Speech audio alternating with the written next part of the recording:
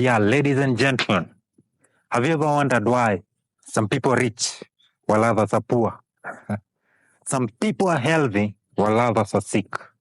Some people are happy. Well, I've ever wondered, even me. There was a time in my life I was in a state of depression.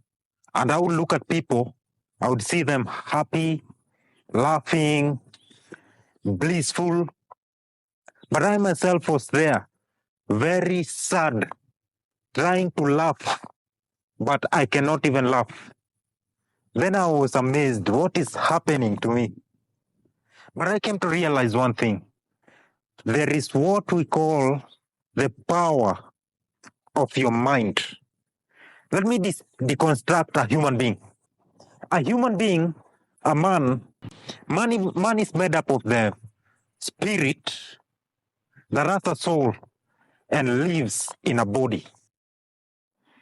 And the soul is made up of the mind, the will, and the emotions.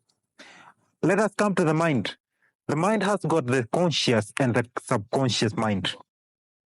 So the conscious mind is the reasoning section of the mind, while the subconscious mind is the unreasoning or the irrational part of the mind or the unconscious part of the mind. The conscious mind or the rational mind is the one that is responsible for activities like the ones that we reason while doing. For example, when I talk to you, I'm reasoning. I can reason if I want to eat rice or ugali. But the subconscious mind is the unreasoning part of the mind. The role of it is doing things that we cannot think of.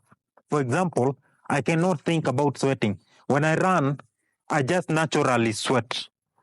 Digestion, what happens in my belly? I don't know what is happening right now. That is the activity of the subconscious mind. It does things that my growth, when a child grows from a baby to a grown-up person, that is the subconscious mind is something that is responsible for that. So you cannot reason your height. Today I want to be tall, tomorrow I want to be short. You cannot reason. And I came to realize there is a lot of power in what we think. Somebody said, man is what he or she thinks all day long. And the Bible says that as a man thinketh, so is he. Let me tell you something. There is power in what you think.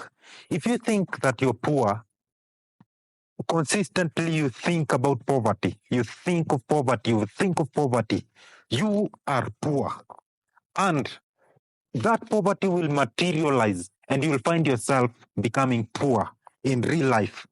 If you think about a sickness, for example, you wake up early in the morning and then you think about cancer. And then you start becoming afraid. And you just think like, oh, what would happen if I get cancer? You start fearing. Then eventually, you'll get that cancer. For as a man thinketh, so is he.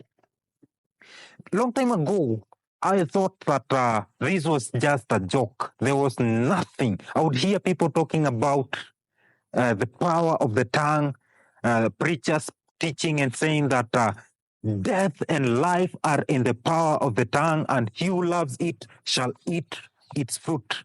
I would hear people talking about that, but I thought it like a joke. I didn't take it seriously. But one day, it really happened in my life when I would talk negative things and negative happenings would come upon me. When I would talk about a disease, a particular disease, and I would find myself becoming sick. And then somebody that I met and she helped me. She told me that what you're supposed to do is to change your thinking. The Apostle Paul said that you have to renew your mind. Let your mind be renewed. One of the things that I learned, and it helped me, is this. I stopped thinking about what I do not want in life. I don't want to be sick. Why should I concentrate and fix my thoughts on sickness? I don't want to be poor. Why should I concentrate each and every day, wake up early in the morning, think about poverty? I don't want to be cursed, or I don't want to live under a curse. Why should I spend all my time thinking about curses and listening to people who talk about curses? So I changed my way of thinking into what I wanted. The Bible says in the book of Philippians, chapter 4, verse 8, whatever is true, whatever is pure, whatever is of good report, if anything is praiseworthy, then these are the things that you should think about. Let me tell you something. I should not waste my time thinking about things that are not expedient. I should think about a good future that I'm supposed to have. I wanted to be an evangelist. I should think about soul winning. I should think about getting a good wife, because that is the woman that I want in my life. That is a woman that can help me. So I should not concentrate myself fearing about getting a bad woman. The other thing that I learned, and I want you to take this seriously because it really helped me. I got out of a toxic environment, any environment that contained people that would talk negative things against me, things that were not expedient.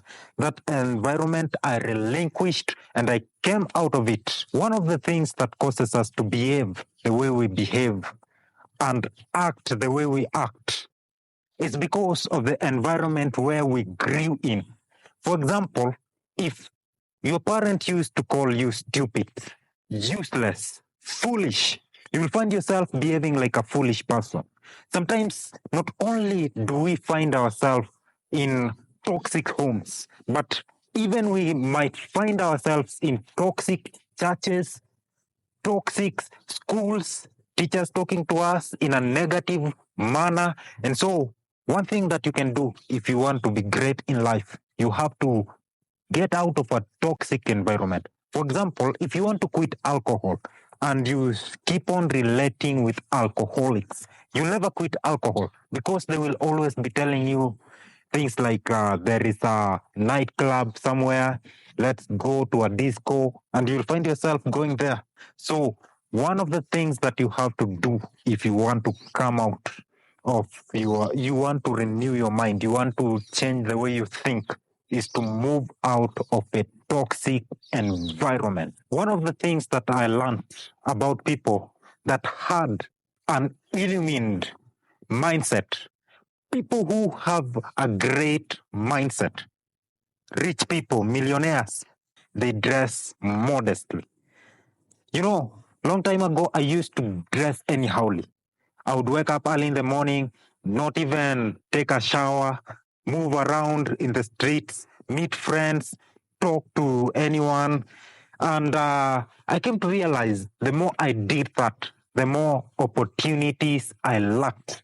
Then one day, I changed the way I would wear my clothes. I started wearing nice clothes. I would take my shirt, iron them, my trouser, I would iron them, brush my shoes, brush my teeth. So you have to dress modestly.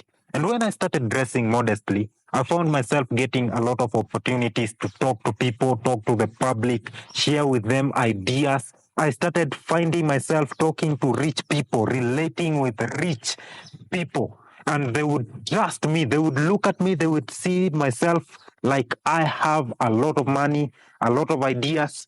Somebody said, do not dress like your problems. If you don't have money in your account, do not dress like as if you don't have that money in your account. Dress modestly. For a renewed mindset, you also have to forgive. Is there anybody that has hurt you in the past? Somebody who had your debt and has refused to pay you? Somebody who did something terrible to you? Something that you feel like it is very hard to forgive? You know what? I know it is very difficult to forgive. Forgiveness is not an easy thing. But God commands us to forgive, and God is happy when we forgive. It is not for the benefit of God when we forgive. It is not for the benefit of the person of who hurt us when we forgive. It is for our own benefit. You know, somebody said unforgiveness is like taking poison and expecting somebody else to die. In fact, I always say when you refuse to forgive people, you are taking poison and you are dying slowly and slowly and slowly. But the person that offended you is not dying. You know, one day I looked at the people that had hurt me, people that gossiped and talked evil against me.